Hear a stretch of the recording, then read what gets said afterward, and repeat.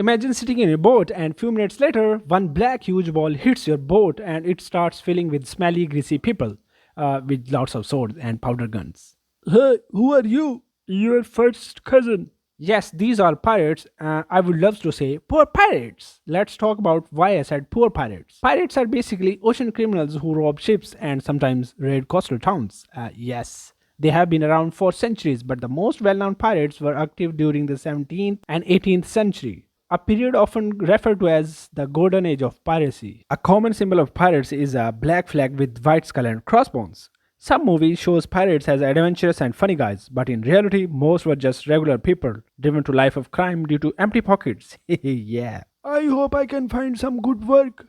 Should we become delivery boy? Hey, let's become pirates. We can rob people for money. Yes. Yes. Yeah. But according to my knowledge, here are some reasons not to be a pirate. In fact, if Jack Sparrow had to live with actual pirates, he would not last for a second. First reason for not becoming pirate is food. A pirate's food was all about survival. Here's what they eat typically. First on list, hardtack. Imagine a giant cracker that can double as your daily raft. Think about worst biscuits you had. Now imagine it being baked by sun for a week, then left to sit under the bed for a month. That's the magic, or should we say the tragedy of the hardtack. Yes. It was basically made by mixing flour, water, and some salt. Flour to make the good base and for hard cookie, and salt to help preserve hardtack and make it last longer. Some pirates might not have the access to the salt, so they just skip this ingredient altogether. Eating hardtack was like eating the rock. It could break teeth, chimp mugs, and maybe even become your table to sit on.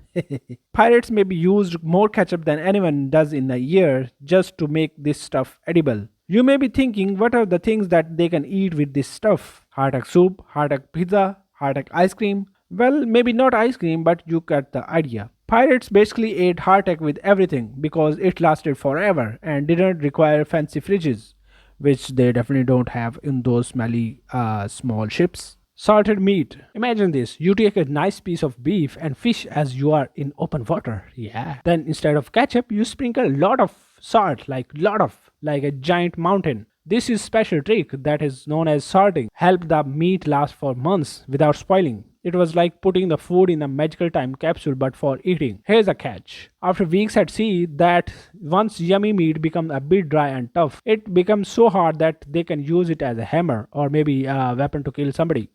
After all of this, I would love to move on towards how pirates managed to live on the small boats. You see, pirates had small boats to make them fast against the ships that were bigger in size but were slow. So small boats had less space, but I know you are thinking about the number of pirates. Yes, they lived in the hundreds on that small boat, like your bathtub. Now, I want you to imagine you are sleeping in a pile of guys in dark room with all kind of smells. After some time, you feel something touching your hairy leg. Yes, that is your fellow pirate who is trying to score in the dream. Due to large numbers, there was no space to become comfortable or live as having personal space. They also used to live in hammocks, which were basically like big soggy slings made of rope or cloth. They had been strung up everywhere, decks, cabins, anywhere a bit of space could be found.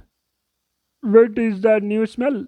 Enough is enough. Cannot animate more than that. I hope it was not that long for you to digest, but if I missed something about pirates, let me know in the comments section as it's yours. See you in the next history and education lesson. Bye bye. Hey, what about subscribing? No, I just want to eat my hardtack.